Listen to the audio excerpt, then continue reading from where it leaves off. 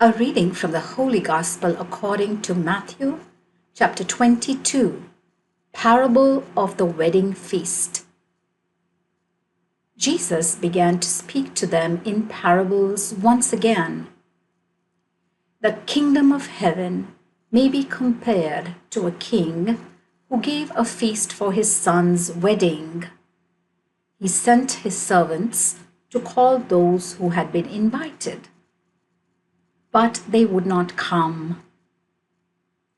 Next, he sent some more servants with the words, "Tell those who have been invited, look, I have prepared my banquet. My oxen and fattened cattle have been slaughtered. Everything is ready. Come to the wedding." But they were not interested. One went off to his farm, another to his business, and the rest seized his servants, maltreated them, and killed them. The king was furious. He dispatched his troops, destroyed those murderers, and burnt their town. Then he said to his servants, "The wedding is ready, but as those who were invited were not worthy, go to the main crossroads and invite to the wedding everyone you can find." So these servants went out onto the roads and collected together everyone they could find, bad and good alike. And the wedding hall was filled with guests. When the king came in to look at the guests, he noticed one man who was not wearing a wedding garment, and said to him, "How did you get in here, my friend, without a wedding garment?" And the man was silent. Then the king said to the attendants, "Bind him hand and foot, and throw him into the darkness outside, where there will be weeping and gnashing of teeth. For many are invited, but few are chosen." On tribute to Caesar. Then the Pharisees went away to work out between them how to trap him in what he said.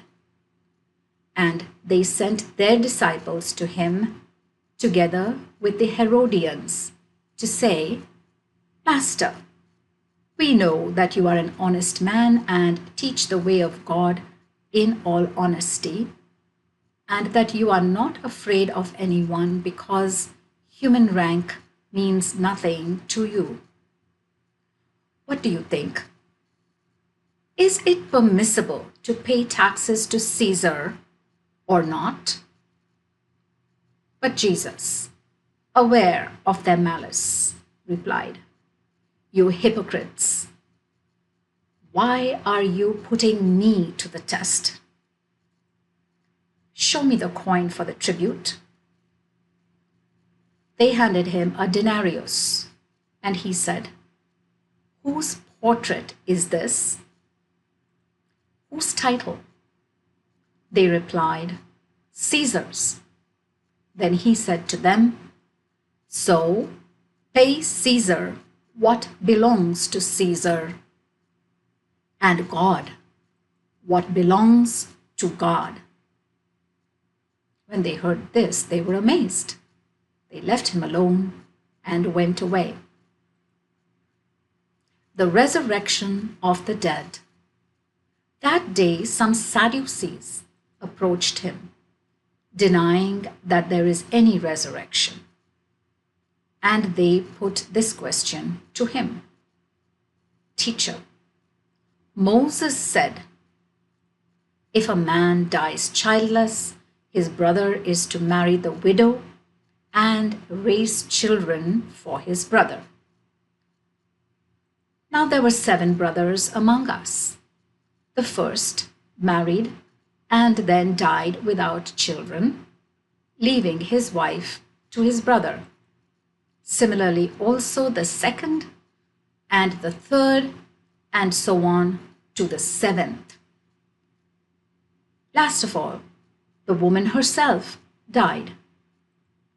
Now, at the resurrection, whose wife among the seven will she be, since she had been married to them all? Jesus answered them, "You are wrong, because you understand neither the scriptures nor the power of God.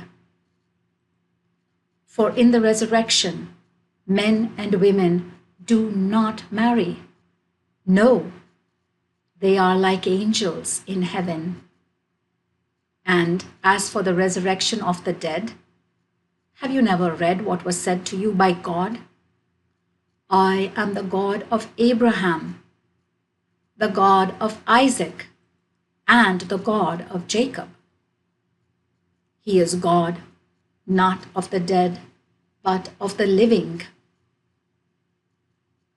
And the crowds who were listening were amazed at his teaching.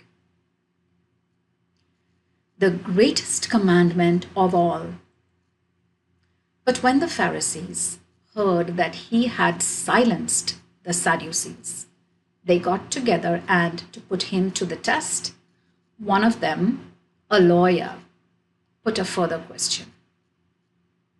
"Master, which is the greatest commandment in the law?"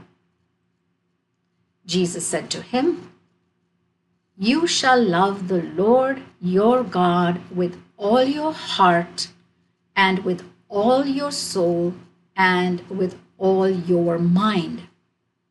This is the greatest and the first commandment. The second is like it. You shall love your neighbor as yourself. On these two commandments hang the whole law and the prophets." Christ, not only Son, but also Lord of David.